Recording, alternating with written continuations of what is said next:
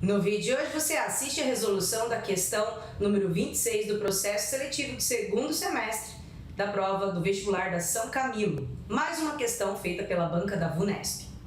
O enunciado nos trouxe: as Salinas de Maras, no Peru, são um ponto turístico que reúne milhares de piscinas rasas, repletas de água salgada, escavadas a 3.380 metros acima do nível do mar e construídas no período pré-Inca para a produção de sal da região montanhosa dos Andes. Tem uma foto e ainda o texto.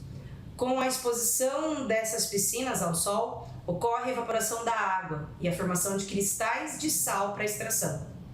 Cientistas monitoram a concentração de sal na água durante esse processo de extração e os resultados estão apresentados na tabela. Tem uma tabela com variação do número de dias e variação da concentração do sal, sendo que no 8º dia acontece a formação de cristais. E a pergunta agora: com relação à formação de cristais de sal nas piscinas, os dados da tabela revelam que, e aí nós vamos julgar as alternativas. A nossa resposta, moçada, vai ter que ser baseada nos dados que a questão me deu.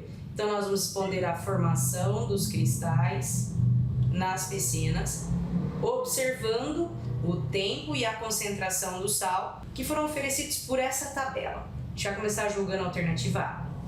O solvente reduz. Aqui a palavra reduz é com relação a diminuir a quantidade. Se o solvente é a água, de fato diminui a quantidade de água. Por que isso acontece? Porque a água evapora. E olha só onde isso foi dito. Foi dito aqui, ó, ocorre a evaporação da água, que é o solvente, com a consequente formação de cristais. Então, reduz o solvente? Sim. Aumentando a concentração da solução? Olha, conforme os dias vão passando, a concentração de 35 chega a 110, ou seja, de fato, a concentração começa a aumentar. Então, a gente escolhe o gabarito letra A, mas é claro que a gente vai ler as outras alternativas e ver o que é que nelas elimina cada uma delas. Veja só, solvente reduz, quer dizer que diminui a quantidade de água, isso que a água vai evaporar, e a concentração vai aumentar, é o que a gente pode ver aqui, ó, vai aumentando conforme a água evapora, 35, 48, 72, 110, foi o que a gente pôde ver na tabela. Já marca a letra A, mas vem olhar a B, o que é que está errado nela.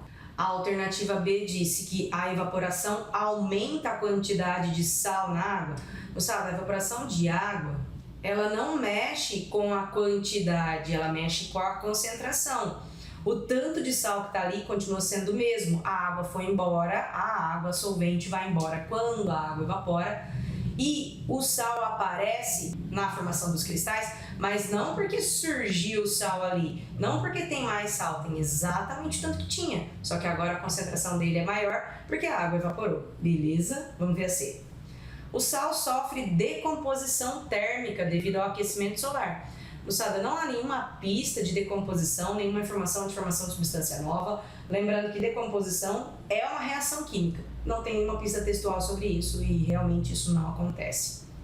Na letra D disse que o aumento da temperatura diminui a solubilidade do sal. A gente não tem qualquer informação sobre relação entre temperatura e solubilidade do sal. E lembrando das curvas de solubilidade, o sal de cozinha sofre pouca influência do aumento da temperatura. E a pequena influência nem é nessa relação. Então, o aumento da temperatura não tem nada falando de temperatura. Olha a letra E. O aumento da temperatura favorece o processo de solubilidade. O texto não trouxe nada sobre isso.